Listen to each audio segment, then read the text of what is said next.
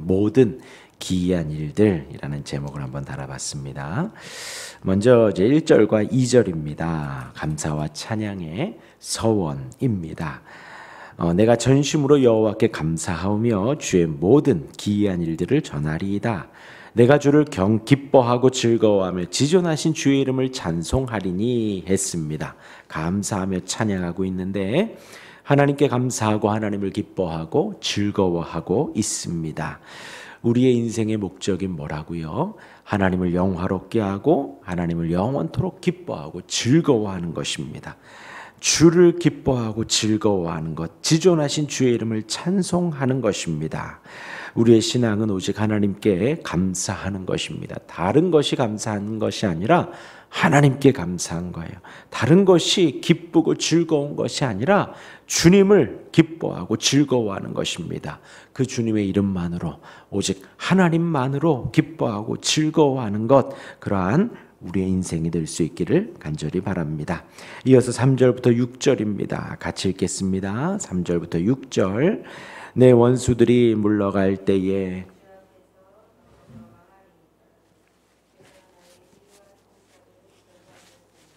보좌에 앉으사 의롭게 심판하셨나이다.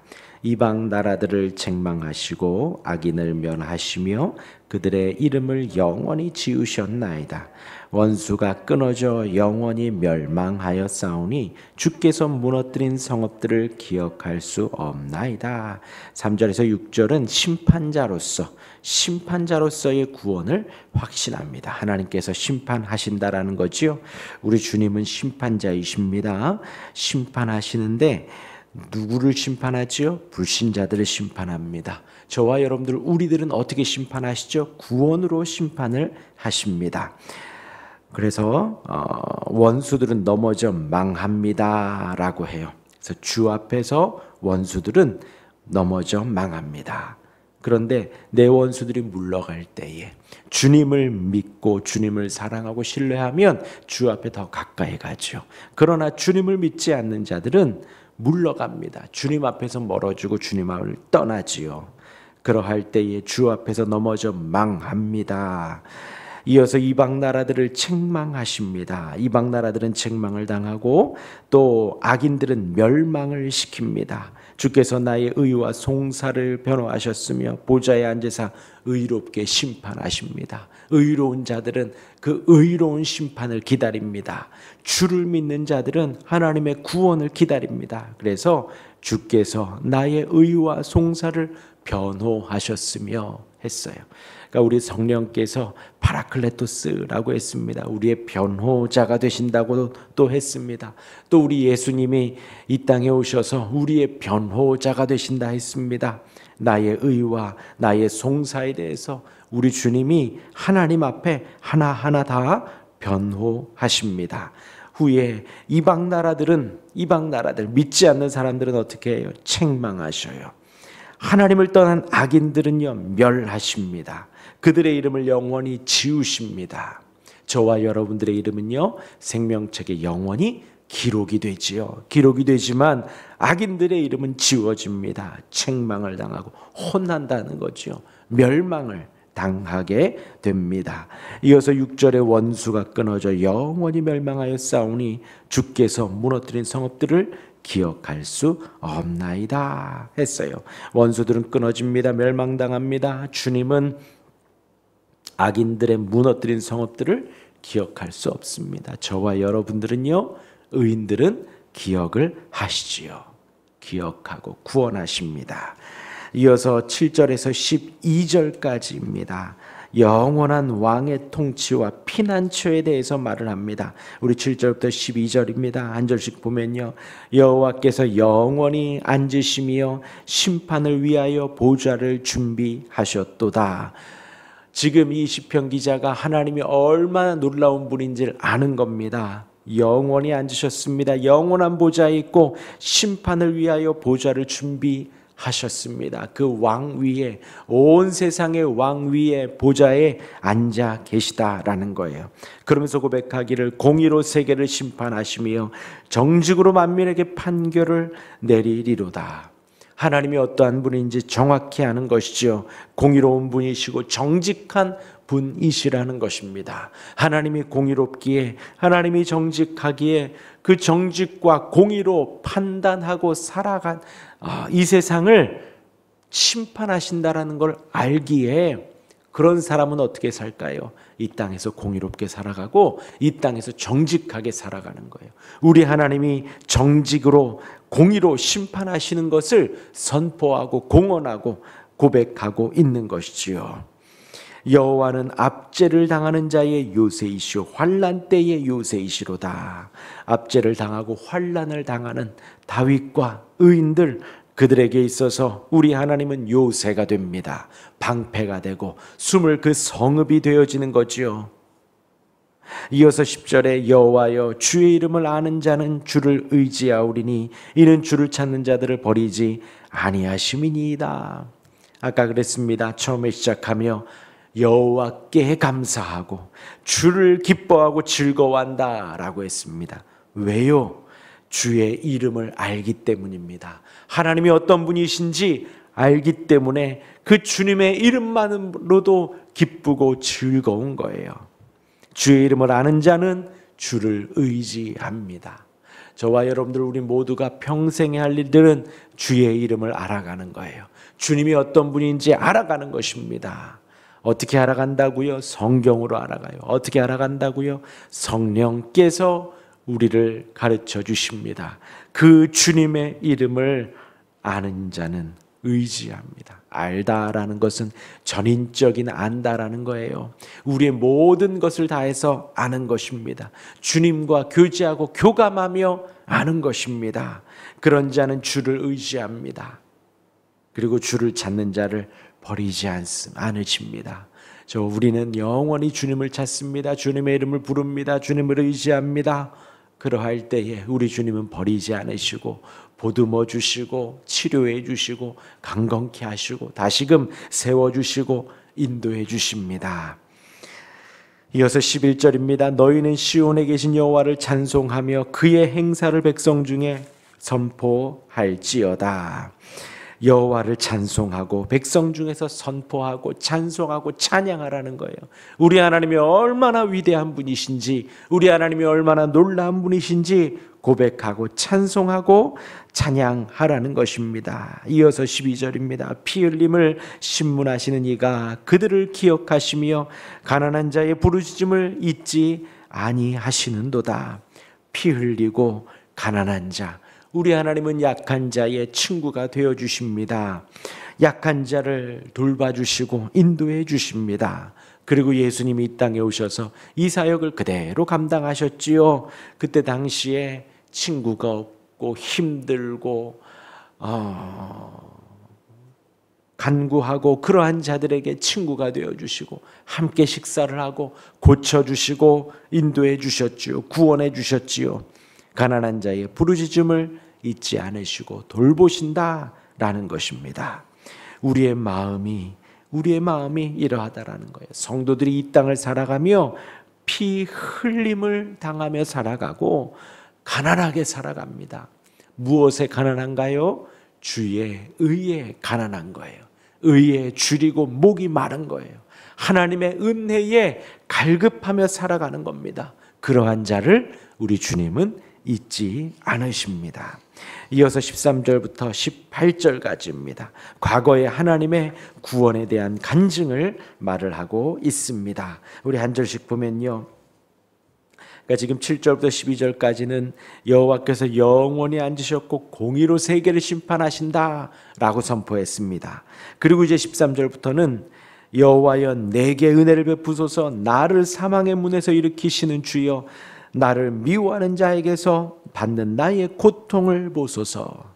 온 세계를 통치하시는 하나님께서 나를 돌보신다는 거예요. 얼마나 신앙이 두터운가요? 저와 여러분들 우리도 이렇게 고백해야 합니다. 하늘과 땅과 해와 달과 별들을 지으신 하나님께서 나를 돌보셔서 내게 은혜를 베푸시고 나를 사망의 문에서 일으키시고 나를 미워하는 자에게서 나의 고통을 보아 주옵소서 하고 호소하는 거예요. 우리 하나님께서 바쁘신데 내 기도를 들으실까? 하나님께서 이런 것까지 응답하실까? 아니에요. 그러한 것 모든 것까지 주께 고백하고 아뢰고 주님께 기도하는 것입니다. 다윗이 기도하는 것처럼 나를 미워하는 자에게서 받는 나의 고통을 보소서. 내가 지금 사망의 문 앞에 있는 것 같습니다. 나를 구원해 주옵소서. 내게 은혜를 베풀어 주옵소서 하고 고백을 합니다. 이어서 14절에 그리하시면 내가 주의 찬송을 다 전할 것이요 딸 시온의 문에서 주의 구원을 기뻐하리이다 합니다. 그렇게 구원하시면 내가 주님을 더욱더 찬송하고 주님의 이름을 더 고백하겠습니다 하고 말을 하는 거예요. 주님을 기뻐하겠습니다. 아주 1차원적 기도이지만 이 기도조차 하나님께 드리는 것입니다. 나의 힘들고 어려운 것 구원해 주십시오. 건져 주십시오. 치료해 주십시오. 치료해 주십시오. 강건케 하옵소서. 지금 이 상황을 주께서 해결해 주옵소서. 인도해 주옵소서. 더욱더 주님을 높이겠습니다. 더욱더 주님의 영광을 나타내겠습니다 하고 고백을 합니다. 이어서 15절입니다. 이방 나라들은 자기가 판 웅덩이에 빠지며 자기가 숨긴 그물에 자기 발이 걸렸도다. 웅덩이를 파고 그물에 걸린다 합니다. 그들은 자기들이 심판해야 되고 자기들이 쫓아가야 되고 자기들이 해결해야 합니다. 그러하니 자기들이 웅덩이를 파지요. 자기들이 그물을 칩니다. 그런데 이방 나라들이에요. 그들은 하나님을 믿지 않는 악인들입니다. 하나님을 의지하지 않는 악인들입니다. 자기가 파놓고 자기가 웅덩이에 빠지고 자기가 그물을 던져놓고 그 그물에 자기가 걸리게 되는 거예요. 우리는 심판을 우리가 정하지 않아요. 하나님께서 심판하심을 기다리고 우리는 주님을 의지하며 나아갑니다. 그러니 성도가 얼마나 평안한지 모릅니다. 성도가 이 세상을 살아가기 얼마나 기쁜지 몰라요. 감사하고 편안한지 모릅니다. 그러나 악인들은요, 웅덩이를 파야 돼요. 웅덩이를 파고 거기에 그 사람이 빠져야 돼. 그물을 던져놓고 여기에 걸려야 돼. 매일매일 졸이고 매일매일 불안해해야 해요. 그런데 그 웅덩이에 자기가 빠지고 그 그물에 자기가 걸려버리는 거예요. 이어서 16절입니다. 여호와께서 자기를 알게 하사 심판을 행하셨으며 악인은 자기가 손으로 행한 일에 스스로 얽혔도다. 다시 한번 말을 합니다. 여호와께서 자기를 알게 하셔서 심판을 행하십니다. 우리는 여호와의 이름을 알고 기뻐하고 고백하는 우리는 하나님의 그 심판을 알아요. 그러하니 우리가 복수하거나 우리가 보복하지 않아요. 우리가 갚아준다고 하지 않아요. 하나님께 다 내어 맡겨요. 그러나 악인들은 자기가 행한 일에 스스로 걸리게 되어집니다. 17절입니다. 악인들이 스올로 돌아가며 하나님을 잊어버린 모든 이방 나라들이 그리하리로다. 악인, 이방 나라들 정확하게 나와요. 성경은 이 시편과 잠언과 시가서 성경 전체는 의인과 악인의 기준을 분명하게 제시합니다. 예수 그리스도를 알고 믿는 자를 의인이라 하고 예수 그리스도를 거부하고 등지는 자를 악인이라 합니다. 그러한 악인들은 스올로 돌아갑니다. 지옥에 빠집니다. 그러한 악인들은 하나님을 잊어버립니다. 하나님을 잊어버려요. 모든 이방 나라들이 그러합니다. 저와 여러분들은요, 매일매일 잊을 수 있지만 매일매일 찾습니다. 주님을 찾고 또 찾고 주님을 배워가고 또 배워가고 알아가는 거예요. 그러나 이방 사람들은 잊어버립니다. 잊어버려도 전혀 신경 쓰지 않아요. 그러하니 스올로 돌아갈 수밖에 없습니다. 마지막 18절입니다. 궁핍한 자가 항상 잊어버림을 당하지 아니하며 가난한 자들이 영원히 실망하지 아니하리로다.